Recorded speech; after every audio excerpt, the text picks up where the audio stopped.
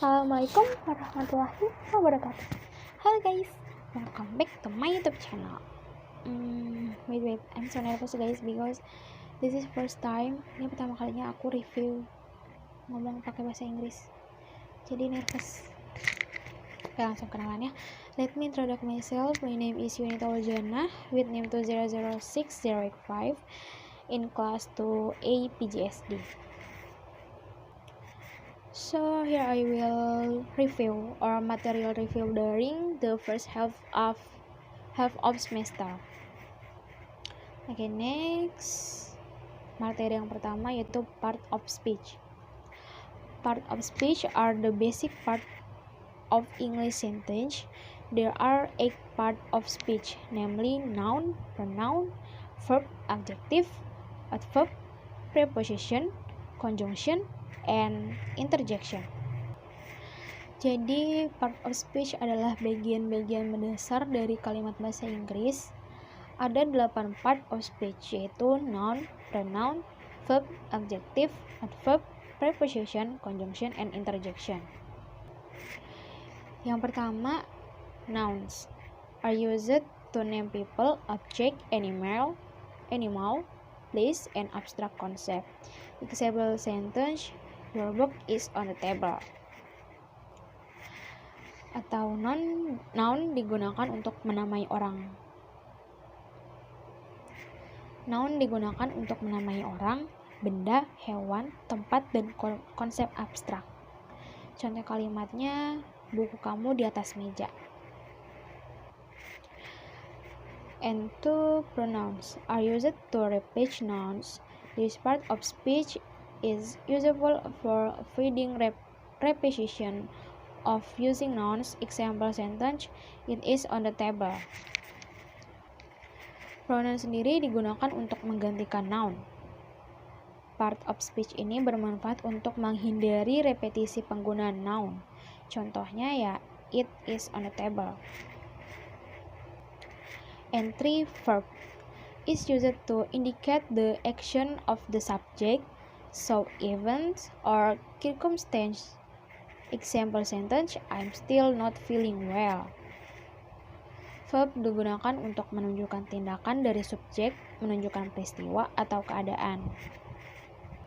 And four, adjective is used to explain a noun or pronoun. Example sentence: Nita is beautiful girl. Jadi adjektif itu digunakan untuk menerangkan noun atau pronoun. Contoh kalimatnya, Nita perempuan cantik. And 5, adverbs are used to describe verb, adjective, and other adverb. Example sentence: he is not here. Jadi adverb digunakan untuk menerangkan verb, adjektif, maupun adverb lain. Contoh kalimatnya, he is not here. Dia tidak di sini. And 6, preposition. Preposition are combined with nouns or pronouns to form a phrase or prepositional phrase which explains the verb, noun, or adjective. Example sentence: she prefers to stay at home and spend time alone. Atau preposition dikombinasikan dengan noun atau pronoun untuk membentuk frase yang menerangkan verb, noun, atau adjektif. Contoh kalimatnya ya, she prefers to stay at home and spend time alone. In 7, conjunction are used to connect to word, phrase, clause, or paragraph. Example sentence: I like that car, but I don't have enough money to buy it. Jadi konjungsi itu digunakan untuk menghubungkan dua kata, frasa, klausa, atau paragraf. Contoh kalimatnya, I like that car but I don't have enough money to buy it. Jadi konjungsi pada contoh tersebut adalah di kata but atau tapi. And last, interjection is a short speech used to express emotion. Example sentence: wow, that's really great news. Projection merupakan ucapan pendek digunakan untuk mengungkapkan emosi. Contoh kalimatnya, wow, that's really great news. Wow, itu berita yang bagus. And next, to be.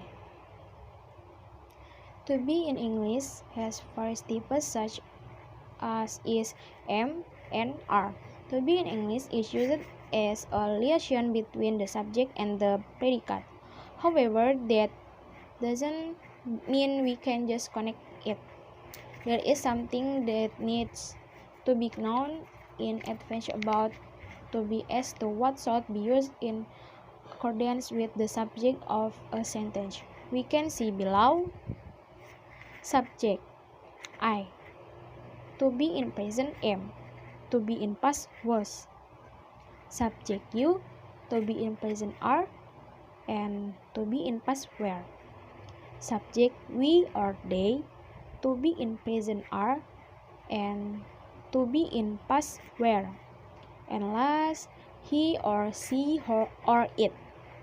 To be in present, is. And to be in past, was. Example sentence. 1. I'm friendly. 2. The flower is beautiful. 3. They are singing a song. Jadi, to be dalam bahasa Inggris ini memiliki berbagai macam jenis seperti is, am, dan are. To be dalam bahasa Inggris itu digunakan sebagai penghubung antara subjek dan predikat. Namun, bukan berarti kita bisa asal menghubungkannya saja ya. Ada yang perlu diketahui terlebih dahulu tentang to be, seperti apa yang harus digunakan sesuai dengan subjek suatu kalimat. And last, descriptive text. Descriptive text is to contain a description or detailed description of an object.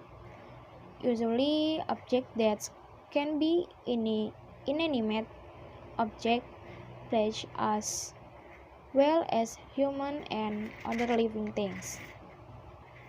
Jadi, descriptive text adalah memuat deskripsi atau gambaran detail tentang suatu objek.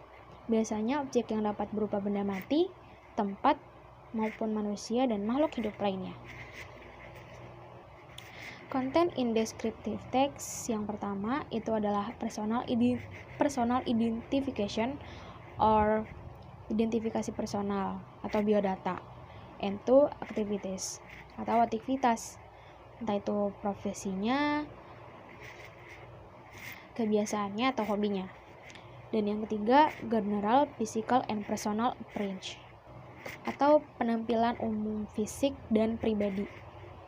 And 4, typical personality or performance atau kepribadian dan penampilan yang khas. And 5, like and dislike, suka dan tidak sukanya. And 6, reason, alasan. Oke guys, thank you. Sebelumnya mohon maaf bila ada pengucapan yang salah atau tata kalimat yang tidak tepat. Jangan lupa like, comment, share, and subscribe.